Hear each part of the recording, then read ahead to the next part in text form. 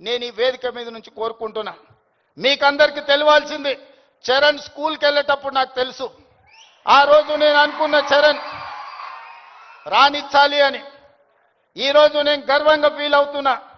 నా కళ్ళ ముందరనే స్కూల్ నుంచి కాలేజ్ నుంచి రియల్ లైఫ్ నుంచి రియల్ స్టార్ లాగా ఫిల్మ్ ఇండస్ట్రీలో రాణించి ఈరోజు RRR ద్వారా ఆస్కార్ అవార్డుని సాధించి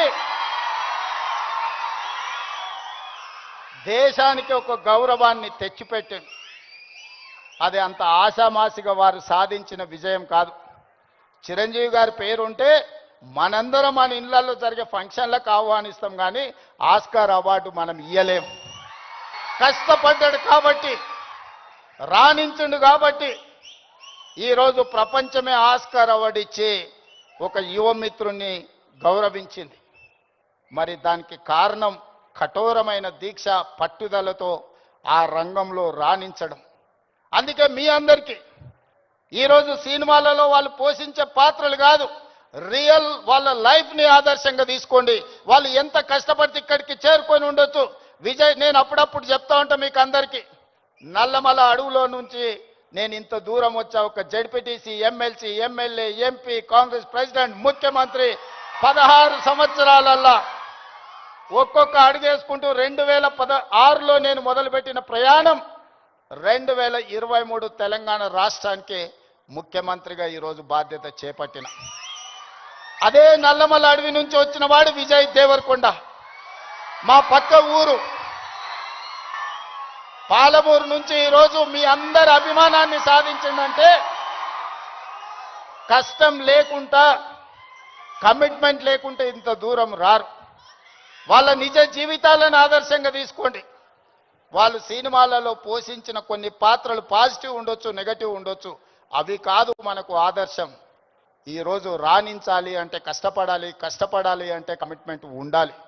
అందుకే ఈరోజు స్కూళ్ళలో, కాలేజీలో ఎక్కడైనా ఈ మాదక ద్రవ్యాలకు సంబంధించిన సమాచారం ఉంటే పోలీసులకు మీరే చేరవేయండి. ఇంతకుముందే టోల్ ఫ్రీ నెంబర్ని మీకు అందరికీ డిస్ప్లే చేసిండ్రు. నో డ్రగ్స్ అనే దానికి మీరే వారధులుగా కాండి. ఇన్ఫర్మేషన్ వ్యవస్థనే పోలీస్ వ్యవస్థను బలోపేతం చేస్తుంది. ఈరోజు నియంత్రించాలి అంటే సమాచారం ఉండాలి.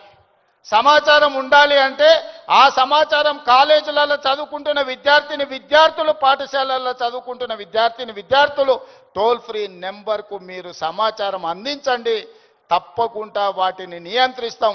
ఈ వేదిక మీద నుంచి పాఠశాల, కళాశాలల యజమానులకు కూడా నేను సూచన చేస్తున్నా, రేపు మీ కళాశాలలో ఇట్లాంటి అసాంఘిక కార్యక్రమాలు జరిగితే దానికి మీరే బాధ్యత వహించాల్సి ఉంటుంది.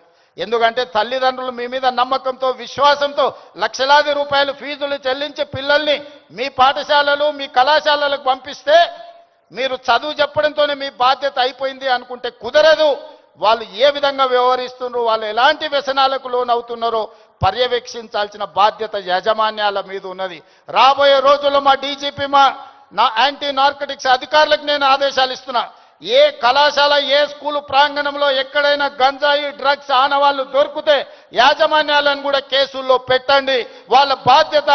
మనము నమ్మి మన పిల్లల్ని వాళ్ళ స్కూళ్ళకు, వాళ్ళ కాలేజీలకు పంపిస్తే లక్షలాది రూపాయల ఫీజులు కడితే వాళ్ళను పర్యవేక్షించకుండా, బాధ్యత తీసుకోకుండా ఫీజులు తీసుకుంటాం కానీ బాధ్యత తీసుకోము అంటే కుదరదు. ఖచ్చితంగా ఆ స్కూలు, కాలేజీ యాజమాన్యాలు కూడా బాధ్యత తీసుకోవాలి. మీరు ఎట్లయితే సైన్స్, మ్యాథమెటిక్స్, ఇంగ్లీష్ చెప్పడానికి టీచర్లను పెట్టుకుంటున్నారో, మీరు ఎట్లయితే స్పోర్ట్స్ కోసం మీరు టీచర్స్ని రిక్రూట్ చేస్తున్నారో, పిల్లల బిహేవియరల్ చేంజెస్ను కూడా గమనించడానికి చైల్డ్ సైకాలజీ అవగాహన ఉన్న వాళ్ళని కూడా ప్రొఫెషనల్స్ను మీ